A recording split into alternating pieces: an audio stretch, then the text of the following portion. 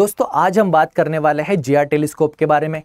और जिया टेलीस्कोप ने जो हमें हमारी गैलेक्सी मिल्की वे की जो इन्फॉर्मेशन प्रोवाइड की है उसका 3D मैप प्रोवाइड किया है उसके बारे में। जी हाँ दोस्तों, मिल्की वे जो कि हमारी गैलेक्सी है, इस गैलेक्सी की फ़ोटो जो अभी हम देख पा रहे हैं, तो क्वेश्चन आता है कि ये फ़ोटो आखिर ली कैसे गई होगी। क्या दोस्तों कोई ऐसा टेलीस्कोप होगा जिसने मिल्की वे के आउटसाइड तक जाकर ट्रैवल किया और वहाँ से इसकी फ़ोटो ली हो? तो नहीं दोस्तों, हम लोग कोई भी ऐसा ऑब्जेक्ट नहीं बना पाए हैं जो कि हमारी गैलेक्सी के बाहर जाकर ट्रैवल करे और वहाँ से इसकी फ़ोटो ले। तो क्वेश्चन आता है, ये फ़ोटो हमें किसने प्रोवाइड की और ये फ़ोटो हमने ली कैसे? और सिंपली फ़ोटो की बात नहीं दोस्तों, तो बल्कि 3D मैप। ये फ़ोटो 3D मैप, गैलेक्सी के बारे में इंफॉर्मेशन, पूरे कॉस्मोस के बारे में इंफॉर्मेशन हमें प्रोवाइड की है दोस्तों जिया टेलीस्कोप ने। जी हाँ, जिया टेलीस्कोप ने दोस्तों इस पूरे मिशन में बहुत मेजर रोल प्ले किया है। इसे लॉन्च किया था दोस्तों यूरोपियन स्पेस एजेंसी ने, और जिया टेलीस्कोप ने हमारा गैलेक्सी की तरफ देखने का जो दृष्टिकोण था उसे कंप्लीटली बदल के रख दिया। हमें 3D मैप भी प्रोवाइड किया, साथ ही में हमें हमारी गैलेक्सी की जो कॉम्प्लेक्स हिस्ट्री है उसके बारे में भी इंफॉर्मेशन प्रोवाइड की कि कैसे स्पेस में दो गैलेक्सीज टकराती है, कैसे स्टार फॉर्मेशन होता है और कैसे हमारी गैलेक्सी भी स्पाइरल करती है। ये सारी इंफॉर्मेशन दोस्तों हमें प्रोवाइड की इस जिया टेलीस्कोप ने। जिया टेलीस्कोप की ने जो इन्फॉर्मेशन हमें प्रोवाइड की है, इसी इन्फॉर्मेशन के बेसिस पर हम ये प्रिडिक्ट भी कर सकते हैं कि फ्यूचर में इस गैलेक्सी में कौन से चेंजेस होंगे, कौन सी मूवमेंट होगी, इस गैलेक्सी का साइज और शेप जो है वो कैसे चेंज होगा या कांस्टेंट रहेगा। ये सारी इन्फॉर्मेशन हमें प्रोवाइड की है जिया टेलीस्कोप ने। दोस्तों जिया टेलीस्कोप ये स्पेस में स्पाइरल करते वक्त इसने 3 ट्रिलियन से ज़्यादा ऑब्जर्वेशन किए, और उसी 3 ट्रिलियन से ज़्यादा ऑब्जर्वेशन की जो डेटा है, इंफॉर्मेशन है, उसे कलेक्ट करके हम 3D इमेज क्रिएट कर पाए और हमारे पास मिल्की वे की इमेज भी मिली है दोस्तों। अब इसी से हमें पता चला कि हमारी गैलेक्सी के सेंटर में एक एक्सिस भी है और जहाँ पर हमारी गैलेक्सी ऐसे स्पाइरली रोटेट भी करती है, और इसके ऐसे बहुत सारे स्पाइरलिंग आर्म्स भी है। इसी जिया टेलीस्कोप ने हमें बताया कि हमारे गैलेक्सी के सेंटर में एक बल्ज भी है। ये कंप्लीटली फ्लैट नहीं है बल्कि बल्ज भी है, और दोस्तों इसमें ऐसी मूवमेंट भी होती है, और ये वॉपलिंग जो है ये स्पेस एंड टाइम में रिपल्स भी क्रिएट करती है जो आज भी एग्जिस्ट करते हैं। दोस्तों इसी जिया टेलीस्कोप ने हमें हमारी गैलेक्सी के पास्ट के बारे में भी बताया कि कैसे पास्ट में एक छोटी सैटेलाइट गैलेक्सी का और हमारी मिल्की वे गैलेक्सी का कोल्यूजन हुआ था, और कैसे इस कोल्यूजन ने सन के स्टार फॉर्मेशन में भी रोल प्ले किया है, और फ्यूचर में इसका शेप कैसे होगा, साइज कैसे होगा, इसकी स्पाइरलिंग कैसे होगी। ये सारी इंफॉर्मेशन दोस्तों अगर हमें किसी ने प्रोवाइड की है तो वो है जिया टेलीस्कोप। और दोस्तों यही जिया टेलीस्कोप जो है वो अब रिटायर होने वाली है। जी हाँ दोस्तों, कार्टोग्राफर ऑफ कॉस्मोस, जिसने हमें कॉस्मोस का मैप क्रिएट करने में हेल्प की, आज वो रिटायर होने वाला है जनवरी 2025 को। तो हम आज जानने वाले हैं दोस्तों ये जो यूरोपियन स्पेस एजेंसी की टेलीस्कोप थी जिया, इसका इंपॉर्टेंस क्या है, इसका सिग्निफिकेंस क्या है। तो दोस्तों जिया टेलीस्कोप को लॉन्च किया गया था 2013 में, और दोस्तों इसने सबसे पहला ऑब्जर्वेशन किया था 2014 में, और ये रिटायर होने वाली है दोस्तों 15 जनवरी 2025 को। अब इसने रिटायरमेंट से पहले दोस्तों 3 ट्रिलियन से ज़्यादा ऑब्जर्वेशन किए, 2 बिलियन से ज़्यादा स्टार और जो ऑब्जेक्ट्स है, एस्ट्रोनॉमिकल ऑब्जेक्ट है, सेलेस्टियल बॉडीज़ है, इनके बारे में इंफॉर्मेशन प्रोवाइड की। और इसी इंफॉर्मेशन के बेसिस पर हमने कॉस्मोस से रिलेटेड बहुत सारे क्वेश्चंस के सॉल्यूशन ढूंढे। और एस्ट्रोफिजिक्स में जितने भी रिसर्च पेपर आते हैं उनमें से दोस्तों 13,000 से ज़्यादा साइंटिफिक पेपर्स में इस जिया टेलीस्कोप ने प्रोवाइड की हुई इंफॉर्मेशन यूज़ हुई है। तो दोस्तों अगर हम लोग एस्ट्रोफिजिक्स रिसर्च की बात करें तो जिया टेलीस्कोप ने हमें बहुत ही वैल्यूबल इंफॉर्मेशन प्रोवाइड की है। अब दोस्तों ओरिजिनली इस मिशन को लॉन्च किया गया था as a global astrometric interferometer for astrophysics, global astrometric interferometer for astrophysics. दोस्तों इसे एस्ट्रोमेट्री के कॉन्टेक्स्ट में डिज़ाइन किया गया था, जो कि साइंस होता है जिसमें हम लोग एस्ट्रोनॉमिकल बॉडीज़ को मैप करते हैं, उनकी लोकेशन का पता करते हैं, उनकी मूवमेंट का पता करते हैं, और इन दो एस्ट्रोनॉमिकल बॉडीज़ में जो डिस्टेंस है उसके बारे में इंफॉर्मेशन कलेक्ट करते हैं। इसी पर्पज़ से जिया टेलीस्कोप को डिज़ाइन किया गया था और इसे लॉन्च भी किया गया था। और दोस्तों इसे कौन से ऑर्बिट में प्लेस किया गया? इसे प्लेस किया गया लैग्रांज 2 L2 में, जो कि है दोस्तों धरती के पीछे वाली पोजीशन। लैग्रांज 2 जो कि हमारे धरती से पीछे 1.5 मिलियन किलोमीटर के डिस्टेंस पर आती है।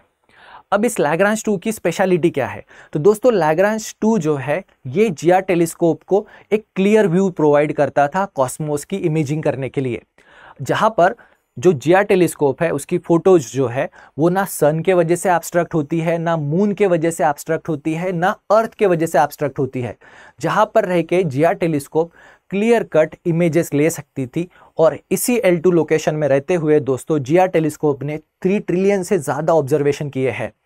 और दोस्तों इसी से ये सारे ऑब्जर्वेशन जिया टेलीस्कोप ने स्पिन करते हुए किए हैं। अब दोस्तों जिया टेलीस्कोप में सबसे लार्जेस्ट कैमरा है जो स्पेस में प्लेस किया जा सकता था। दोस्तों जिया टेलीस्कोप में बिलियन पिक्सल का डिजिटल कैमरा है, जहां पे ये लाइट को कलेक्ट करके स्पेस से रिलेटेड इंफॉर्मेशन को गैदर करती है।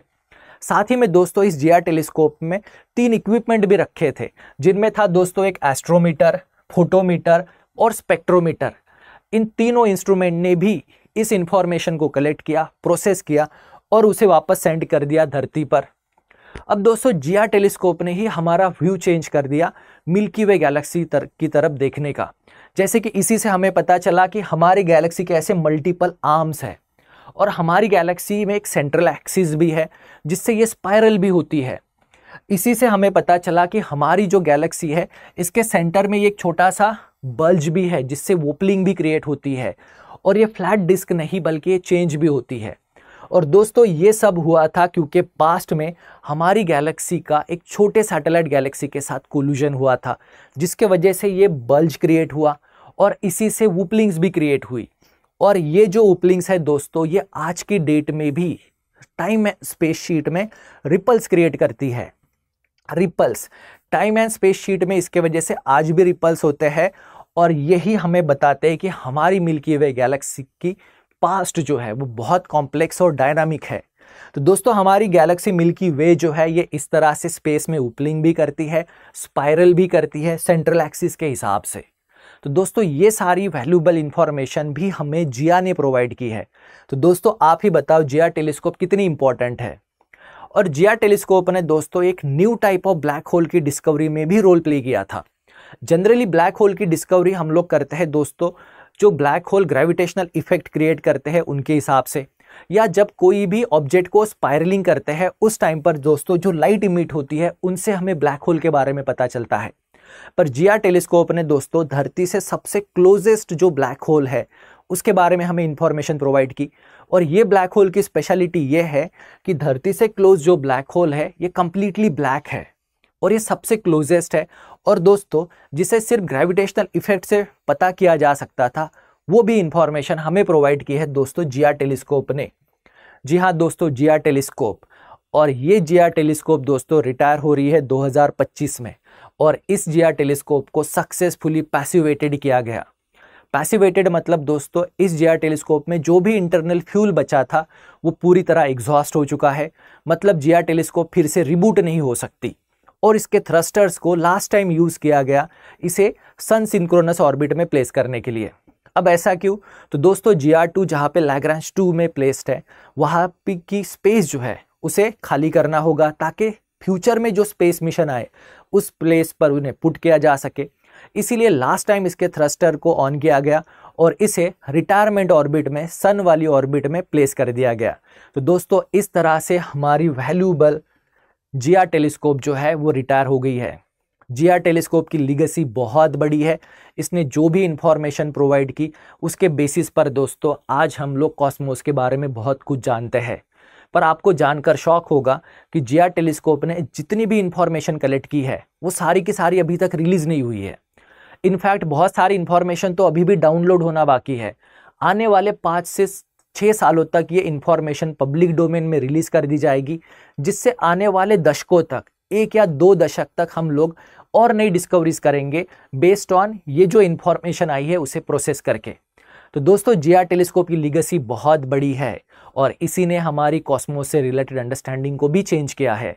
तो दोस्तों ये सारी इंफॉर्मेशन थी जिया टेलीस्कोप के बारे में। तो दोस्तों आप ही बताओ क्या जिया टेलीस्कोप सच में एक मार्वल था, एक सच में एक बहुत ही इंडिजीनियस बोल सकते हो, या ह्यूमन क्रिएटिविटी का बेस्ट एग्जाम्पल था? तो दोस्तों आपको क्या लगता है कि भारत का आदित्य L1 क्या ऐसे ही ग्राउंड ब्रेकिंग डिस्कवरी कर पाएगा सन के कॉन्टेक्स्ट में? या भारत ने भी ऐसे ही स्पेस मिशंस के बारे में प्लानिंग करनी चाहिए, उन्हें लॉन्च करना चाहिए ताकि कॉस्मोस के बारे में इंफॉर्मेशन को कलेक्ट किया जा सके? तो दोस्तों ये क्वेश्चन का आंसर आप कमेंट सेक्शन में बताइएगा।